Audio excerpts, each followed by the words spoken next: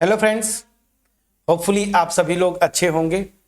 2024 का class 10th का जो कोऑर्डिनेट ज्योमेट्री है, इसका रिवीजन सीरीज में लास्ट क्वेश्चन ये होगा।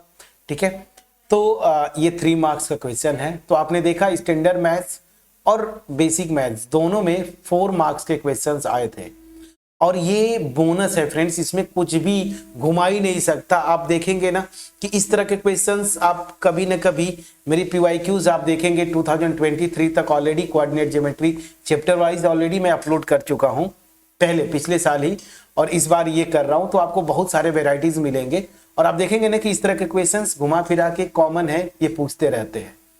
तो इस टॉपिक को आपको छोड़ना नहीं है, बिल्कुल ढंग से जाइए। कहीं से अगर कॉन्सेप्ट की कमी लग रही है, थ्योरी पोर्शन डिटेल में डिस्कस किया है मैंने जब मैं एनसीईआरटी सॉल्व कर रहा था, वहां से जाके आप देख सकते हैं। अब आते हैं इस क्वेश्चन को बिना देर किए स्टार्ट करते हैं। ये क्वेश्चन क्या बोल रहा है? Find the coordinates of points of try section of the line segment joining this point. मतलब क्या बोल रहा है इसका कि इन दोनों पॉइंट्स को मिलाने वाली जो लाइन सेगमेंट होगी ना, मेरे फेस पे देखिए, उसको 3 इक्वल पार्ट्स में डिवाइड करने वाले 2 पॉइंट्स होंगे। आपको पता है उन दोनों पॉइंट्स का कोऑर्डिनेट्स पूछ रहा है और कुछ भी नहीं। तो अगर प्रैक्टिकली अगर देखें आप, मैं थोड़ा सा ऐसे ये रफ स्केच एक ड्रॉ कर देता हूं। मान लीजिए ये मैंने ये पॉइंट्स लिए, ये पॉइंट को मैं बोलता हूं a -2, और इसको मैंने बोल दिया b, ये है 7, -4। ठीक, अब इनका ट्राई सेक्शन, तो ऑब्वियस सी बात है 2 पॉइंट्स आएंगे। मान लीजिए P है और दूसरा जो है ये Q है। इसके कोऑर्डिनेट्स जो है x1, y1 और इसके कोऑर्डिनेट्स जो है x2, y2। ये 2 पॉइंट्स हैं। ठीक है, तो अब आपको इन पॉइंट्स P और Q का कोऑर्डिनेट्स निकालना, पहली चीज। दूसरी चीज, कॉन्सेप्चुअली अगर जाएं तो ये पॉइंट्स देखिए 3 इक्वल पार्ट्स में डिवाइड कर रहे हैं ना, एक है AP, एक है PQ और दूसरा है QB। अगर ये ट्राई सेक्शन है तो दैट मींस ये रेशियोज जो होंगी ना 1:1:1 आती है। ये कॉन्सेप्चुअली मुझे पता है। तो मैं करूंगा क्या, सोल्यूशन जब स्टार्ट करेंगे तो आप सीधे थोड़ा सा लैंग्वेज लिख दीजिए। सो लिखिए let P x1, y1 and Q x2, y2 be the points of trisection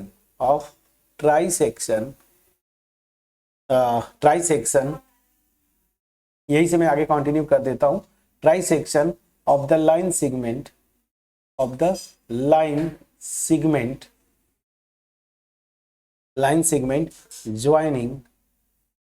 joining the points मैं अभी नेमिंग भी कर दिया। तो a -2, एंड b जो है 7, -4। ठीक है, ये आपने एज्यूम कर लिया। यहां तक क्लियर हो गया होगा। चलिए, तो अब ये मैंने एज्यूम कर लिया। इतने इंफॉर्मेशन के बाद अब हमें क्या करना है, P और Q का जो है कोऑर्डिनेट्स निकालने हैं। तो मैं अब सीधे बहुत आराम से आप करें, बस थोड़ा समय लगेगा। एक लैंग्वेज लिखते हैं, थोड़ा सा और अच्छा लगता है। So for P x1, y1, मैं x1, y1 की मतलब P के कोऑर्डिनेट्स की बात कर रहा हूं। तो यहां पे फिर से एक ग्राफ बना लीजिए ऐसे, ठीक है ना। यहां पे A और देखिए ये -2, ठीक है ना। बीच में आप P को लिख दीजिए x1, y1, और यहां पे आप लिख दीजिए B जो मेरा पॉइंट है 7, -4। अब अगर P का कोऑर्डिनेट निकालेंगे ना, इसकी Q को इग्नोर करिए, लेकिन रेशियो क्या होगी ध्यान दीजिए। ये तो कॉन्सेप्ट वही है, ट्राई सेक्शन है। तो A से P मतलब AP, यहां पे AP is 2। अब मैं Q को हटाऊंगा तो PB लूंगा, और PB जैसे लेंगे तो ये रेशियो मेरी आएगी, इधर तो 1 है लेकिन ये 1 + 1 कितना हो जाएगा 2। बस ये चीज ध्यान देना है, ठीक है ना। सो दिस ये हो जाएगा 1:2, ठीक है ना। अब क्या करेंगे, सेक्शन फार्मूला लगाएंगे। x1 मतलब x कोऑर्डिनेट की बात करेंगे। तो ध्यान दीजिए, ये रूल तो आपको बार बार मैं बता रहा हूं कि ये पहले से भी पता है आपको। ये 1 यहाँ के कोऑर्डिनेट पे मल्टीप्लाई होगा और 2 यहाँ के कोऑर्डिनेट्स पे मल्टीप्लाई होता है। तो x कोऑर्डिनेट क्या आएंगे, तो 1 इंटू यहाँ का x कोऑर्डिनेट प्लस 2 इंटू यहाँ का x कोऑर्डिनेट -2 है देखिए, अपॉन 1 + 2, तो कितना हो जाएगा 7 - 4 डिवाइडेड बाई 3, तो ये हो जाएगा 3/3, कितना आ गया 1। तो मैंने देखा जो p का x कोऑर्डिनेट जो है वो 1 आ गया। Similarly same formula, section formula लगाएंगे y कोऑर्डिनेट्स के लिए, तो 1 यहाँ के y कोऑर्डिनेट पे मल्टीप्लाई होगा, तो 1 मल्टीप्लाइड बाई -4 प्लस ये 2 यहाँ के कोऑर्डिनेट पे मल्टीप्लाई होगा, 2 मल्टीप्लाइड बाई y कोऑर्डिनेट क्या है 2 है, सॉरी 2 है, डिवाइडेड बाई 1 + 2, ठीक है। तो यहाँ से आ जाएगा -4 + 2 डिवाइडेड बाई 3, तो यहाँ से आपका अल्टीमेट -2/3। प्लीज चेक करिएगा, ठीक है, ये आया, प्लीज चेक करिएगा। तो यहाँ से x कोऑर्डिनेट और y कोऑर्डिनेट आपने निकाल लिए p के, ठीक है। चलिए तो यहाँ पे आपने निकाल लिया इसको। अब क्या करेंगे, अच्छा 1 मिनट, -4, अरे रे यहाँ पे मिस्टेक हो गया फ्रेंड्स, -4 + 4 हो जाएगा। कैलकुलेशन प्लीज चेक करिएगा, कैलकुलेशन ये, तो ये मेरा 0 हो गया फ्रेंड्स ना, तो ये 0, तो मेरा अल्टीमेट इन दोनों से p जो आ गया वो 1,0 आ गया। इस कैलकुलेशन को प्लीज चेक करिएगा, ठीक है। चलिए अब सिमिलरली अब मैं आता हूं q के लिए, तो same for q x2 y2 मैंने लिया था। ग्राफ फिर से बनाएंगे आप, लेकिन यहां पे क्या करेंगे, एक p को इग्नोर करेंगे, -2,2 और यहां पे b हो गया, b है 7, -4, प्लीज चेक करिएगा। और यहां पे आप देख रहे हैं जो मेरा q है वो x2, y2 है, तो वो q जो है वो x2, y2, ठीक है। चलिए अब यहां पे रेशियोज की जो बात है, अब ध्यान दीजिए q की अगर बात करेंगे आप, p को इग्नोर कर रहे हैं, तो मतलब आप इसकी बात करें तो AQ = QB ना, तो A से Q तक ये 2 हो गया, इधर 1, मतलब 2:1, तो ठीक रेशियो पलट जाएगी। तो यहां पे आप क्या करेंगे 2:1 और सेम फार्मूला लगाएंगे। तो यहां से x2 मेरा क्या आ जाएगा, सेम रूल पता है, 2 यहां पे मल्टीप्लाई होगा, तो 2 × 7, 1 यहां पे मल्टीप्लाई होगा, 1 मल्टीप्लाइड बाई -2, तो यहां पे आ गया 2 + 1, तो कितना हो जाएगा 14 -2 डिवाइडेड बाई 3, तो यह आ जाएगा 12/3, कितना हो गया 4। प्लीज चेक करिएगा, ये मेरा आ गया 4। उसी तरीके से y2 जब निकालेंगे तो y2 मेरा क्या आ जाएगा, सेम y कोऑर्डिनेट 2 × -4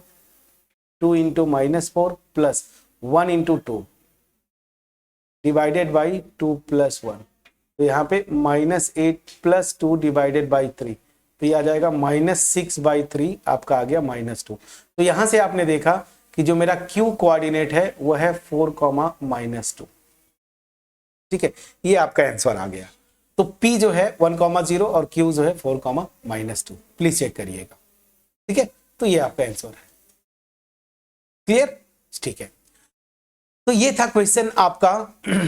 अभी बताएं कितना आसान क्वेश्चन था ये, ठीक है। तो आपको सिंपल सा कॉन्सेप्ट ये यूज करना था। क्वेश्चन में ये दिया था, ये दोनों पॉइंट्स है, इनका जो ट्राई सेक्शन जो पॉइंट्स होंगे ना, मतलब इसको 3 पार्ट्स में, इक्वल पार्ट्स में डिवाइड करने वाले जो पॉइंट्स हैं, तो मैंने मान लिया कि वो p और q हैं, जिनके कोऑर्डिनेट्स x1 y1 और x2 y2। अब चूंकि ट्राई सेक्शन मतलब इक्वल पार्ट्स में, तो 1:1:1 यहाँ पे ये आएगा। लेकिन हमें जब p का कोऑर्डिनेट्स निकालना है तो q को इग्नोर करिए, तो AP PB ये आएगा 1:2 रेशियो में, हमने निकाल लिया।